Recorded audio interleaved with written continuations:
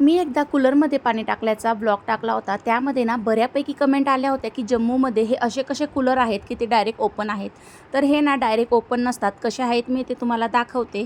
तर हे बघा, आज मला ना पाणी चेंज करायचं होतं म्हणून ते सगळं पाणी मी आता याच्यामधून काढून घेते आणि जे हे मागचा पत्रा असतो ना, हा मी काढून घेतलेला आहे. कारण याला आजूबाजूने कुठूनही पाणी टाकायला जागा नसते. त्यामुळे हे बघा, हे असं मागचं काढून घ्यावं लागतं आणि तेव्हाच आपल्याला त्याच्यात पाणी टाकता येतं किंवा काढता येतं. तर याच्यात घाण झाली होती म्हणून हे कूलर मी पूर्णपणे पाणी काढून स्वच्छ करून घेतलं आणि नंतर दुसरं पाणी टाकणार आहे. तर हे बघा, हे असं पाणी वगैरे टाकल्यानंतर हे पुन्हा बंद करावं लागतं. म्हणजे ते पूर्णपणे बंद होऊन जातं, तेव्हाच हे चालू करायचं असतं. सगळ्या बाजूनी हे पॅक असतं पाणी टाकल्यानंतर आणि मग आपण ते चालू करू शकतो. तर हे बघा, आजूबाजूनं कुठूनही पाणी टाकायला जागाच नाही आहे, त्यामुळे ते तसं खोलून टाकावं लागतं. पण बऱ्याच जणांचा असा गैरसमज झाला होता की हे वेगळे कूलर आहेत. पण हे वेगळे कूलर नाहीत, आपल्याकडे आहेत तसेच आहेत, फक्त पाणी टाकण्याची पद्धत वेगळी आहे.